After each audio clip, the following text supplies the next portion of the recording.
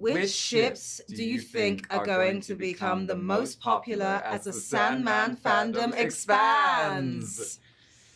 Well, I mean... most popular. Well, you know what's really funny? When I watched my episode, my boyfriend was like, ooh, you guys are really cozy. And I was like, ew, he's my brother. That's funny because my partner said the exact same thing about me and Tom. Really? Yes.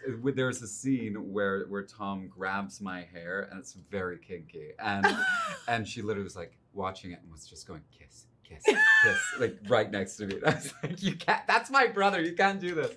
But the funny thing is that Alan was telling me stories about how Tom just has sexual chemistry with everyone. I mean, how could you not when you're Tom Sturridge? But like between Gwendolyn, between me, every single person on this show, I think is someone who may or may not have slept with Dream. And everyone is going to be shipped with Dream. So I think Dream and everyone. Shipped with the entire cast is really what this is going to end Dream up is the as. cast bicycle. Yeah.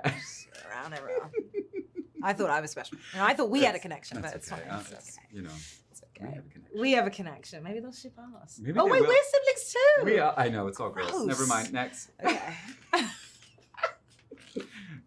This is from @LotMatthew. Hello, Kirbyhowellbaptiste. I would love to know, how was your process of acting as Death? What songs did you hear or other media, not counting the graphic novel, helped you understand the character? And I'm so excited for the series. I'm very excited. I'm excited for you to see it. You don't have long to wait. So I have a playlist actually on my phone and it's called Emotions. And it is a playlist of very sad songs. It's very emo. It's quite goth, not necessarily in the sound of the music, in the feelings of it. So I think there's like, you know, there's a couple songs from Lemonade, obviously, heartbreak album of the century. And then there's other ones. I think literally Bee Gees, Emotions is on there. Like there's a very emotional, and so that was my go-to. I have a playlist. I think there's maybe like 20 songs on there, and those really helped. And then, interestingly enough, when I got this role, when I flew to London to shoot, because I was here at the time, I had to go and I had to be in isolation for 10 days because we were still doing quarantine. So I sat in a hotel room by myself for 10 days, and that will really get you in the mindset. It's a lonely world. Yeah, it's a lonely world. Just looking down at London from my window. Waving at the raindrops. Anthro Sandman. Mason, what was it like getting the chance to portray literally the sexiest being in existence? Yeah, that's nice.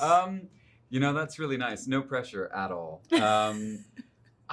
Desire is very sexy. I mean, Desire represents all things that Desire encompasses as a construct, whether that be, you know, need and hunger and want and sex. And so it truly no pressure to like have to feel as if you are representative of many people's sexual desires or sexuality to begin with. But it's a lot of fun. It was kind of liberating. It allowed myself to play a little bit more than I have in other parts and to kind of slink about and be a little slutty. I mean, the sexiest being in existence. Move over GQ's sexiest list. I mean in existence? It's bold. It's bold. God. Death is an iconic character in the Sandman series. In many ways, the most compassionate of the Endless family. What were some of the things that attracted you to the part? And was it fun to beat up on Dream / Tom? I think you will do a great job. Can't wait. Thank you. I hope I did a great job, and you won't have to wait for long because it's out on August 5th on Netflix.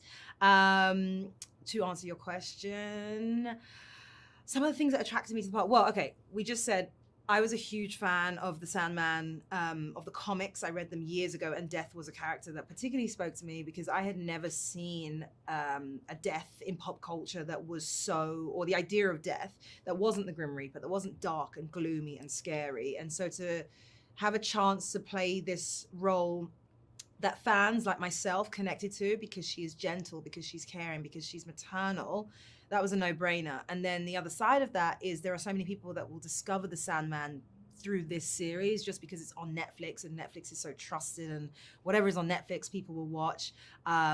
It was really interesting for me because they're going to hear this role and they're going to hear Death and they're going to have a very they're going to have a preconceived notion of what that is, and I think that is going to be completely upended. Mm-hmm.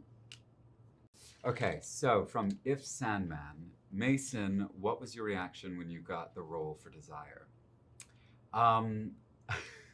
I was just completely gobsmacked. I mean, I can't. You probably felt similar. Like these are eternal beings. They're endless, and the show and the comics are so iconic. That, especially if you're a fan. Yeah, I think both of us came in as fans, fans. so Sand it's fans. the Sand fans. We're both from San Francisco, exactly. And so that I think even held even more weight, Yeah. right? Yeah, absolutely. You like San Francisco. I like San Francisco.